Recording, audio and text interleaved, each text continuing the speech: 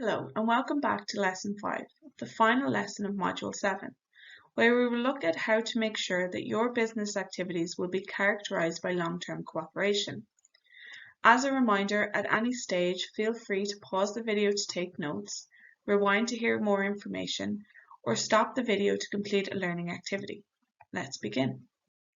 In this lesson, we will cover 3 topics, each of which have been designed to support your networking journey as you start out on the path to being a social entrepreneur.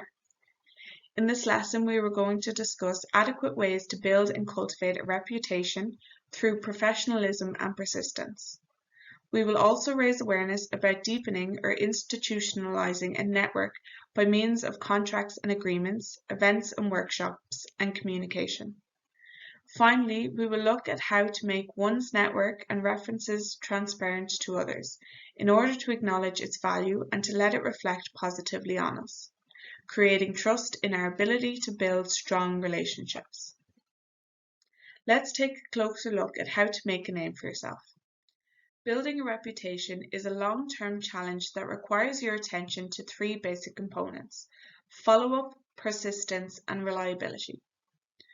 Following up after attending a networking event or meeting someone new is the logical starting point for any long-lasting business relationship. Keep in mind that it is also time sensitive, since your contacts might lose interest or find other colleagues to share their knowledge with or to resolve a problem. So follow up on emails and meetings with a personalized message expressing your gratitude for the interaction.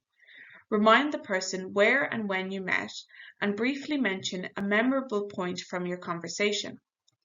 Express interest in staying in touch and propose potential ways to collaborate or help each other in the future.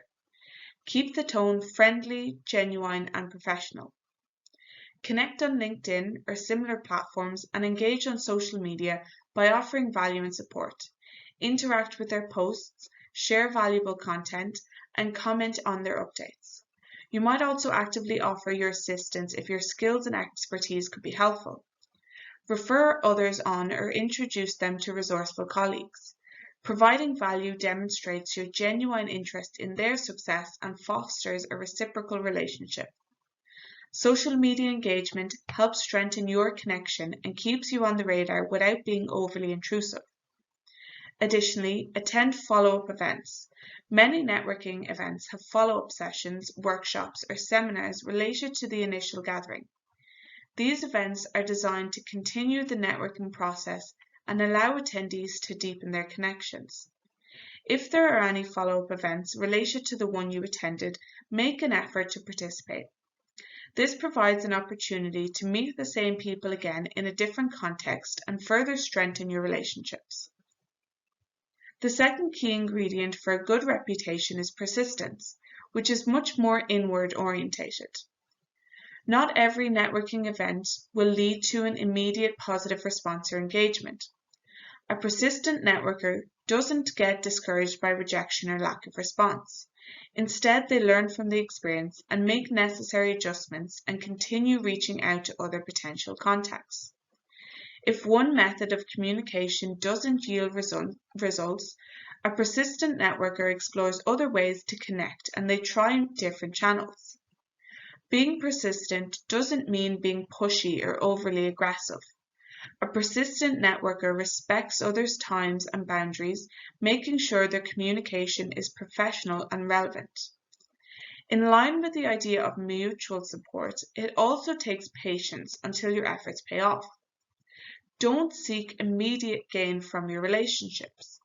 As we've mentioned before in this module, this is why it is important to keep track of your contacts and your correspondence. Finally, a good reputation and long-lasting relationship can only be cultivated if you're reliable. Make sure to schedule regular check-ins with contacts you haven't heard of in a while. Reliability means keeping your promises and honing your commitments. If you agree to follow up with your contact, provide assistance, or share information, make sure you do so in a timely manner. Failing to deliver on commitments can erode trust and harm your reputation. When someone reaches out to you for networking purposes or any professional reason, be prompt in your response. Prompt responses demonstrate respect for others' efforts and show that you take networking seriously. Reliability is closely tied to trustworthiness. Be honest and transparent in your interactions, and avoid making promises or claims that you cannot fulfill. Being consistent in your words and actions will help establish you as a reliable individual in the networking community. Now let's move on to topic number 2, deepening and developing a network. The more you'd like to deepen your business relationships, the more institutionalized or formalized they might become, especially but not necessarily if financial aspects are involved. Here are 3 areas you can concentrate on: contracts and agreements, events and workshops, and the way you communicate. Letters of intent are used in various contexts to express a formal intention or agreement between parties involved in a business or legal transaction. When 2 parties are considering entering into a partnership or collaboration, an LOI can outline the key areas of cooperation and mutual goals. The result of further negotiations should then be partner agreements, service agreements, or collaboration between partners. Another way to formalize and deepen networks is to create your own workshops, symposia, or panel discussions on topics that are important to your community or specific business partners, and to invite them in to contribute or to benefit from them. You might also host your own dedicated networking event if you see an opportunity in connecting to certain stakeholders. Don't forget to celebrate achievements, as you would do for yourself or with your own team. Also include your wider network in the celebration of milestones reached, or for instance, an anniversary. Also, joining working groups or committees of umbrella organizations is a great way to deepen your ties within a specific sector or industry. Considering how you communicate with your network, you will be surprised by how appreciative your contacts can be when you specifically refer to them for advice and input on issues regarding their field and expertise. It acknowledges their competencies and once again reinforces the aspect of mutual support in networks.